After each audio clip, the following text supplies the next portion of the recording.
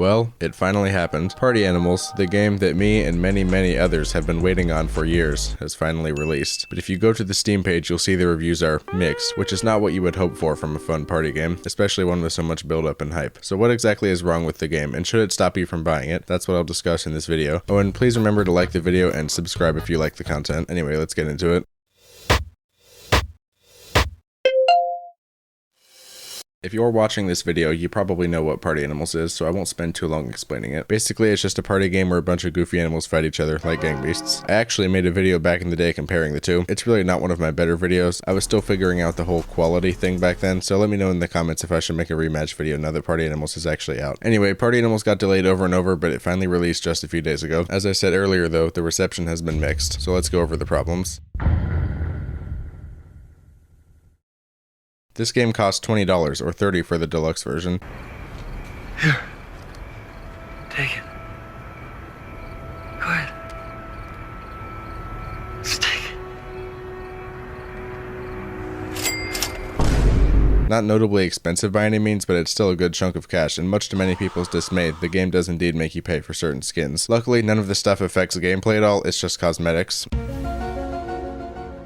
Also, the premium currency Nemo Bucks can be obtained just by playing the game, it just takes a long time. Very few skins outright require you to spend money. Still though, it's basically the monetization system of a free-to-play game, but you're spending money just to play it. This isn't a deal breaker for me, I usually don't care about skins and stuff in video games, but I still think it's a little weird for them to monetize it like this. Also, there's a system where you can win skins through these surprise eggs, which means you have to spend more than you should because you can get duplicate skins, which sucks. If I'd known about this before the game released, I still would have bought it, but it's definitely a little scummy and something to be aware of if you care about cosmetics at all. Some people are reasonably upset with this change, so that's the first reason for the mixed reviews. What's next? The game's description on release said you could play the game offline, which most people reasonably assumed meant without an internet connection. You can indeed host a local lobby and play split screen on one device, but an internet connection is still required. Many people think it's so that they can continue to sell you skins even when you're just playing with friends. This doesn't really affect my experience at all, but I think the people upset about this are perfectly justified, as someone might buy this game expecting to play it somewhere without internet, only to be left with the game that won't let them play with their friends in person on their own PC. It sucks. Shortly after the game's release, they edited the offline part out of the game's description and released a statement saying that they never meant to imply that you could play without internet, and the exact word offline was just poor translation. Make of that what you will. But just be aware before buying that you will need an internet connection at all times to play. There's not much to talk about here. The game doesn't have Oceanic servers, meaning that anyone in Australia, New Zealand, or anywhere else that uses them is basically out of luck. Their best option is to use the Asia servers, which are super laggy from so far away. Hopefully they can get this figured out soon, but I strongly don't recommend buying the game if you're in a region where this could affect you.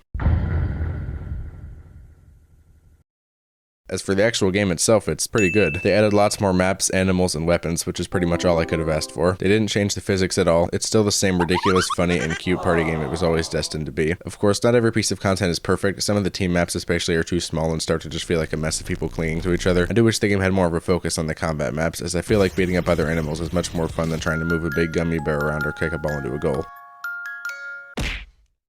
Regardless, I've been having a lot of fun playing it, and if any of the issues I talked about aren't deal breakers for you, I think you will too. So the answer to the question, was Party Animals worth the wait, is yes, as long as you have stable internet, don't care about skins, and don't live in Australia. Truly the holy trifecta of gaming. Anyway, please make sure to subscribe to my channel if you liked the video or if it was helpful. I'll have more videos about other video gaming stuff coming out soon. Peace.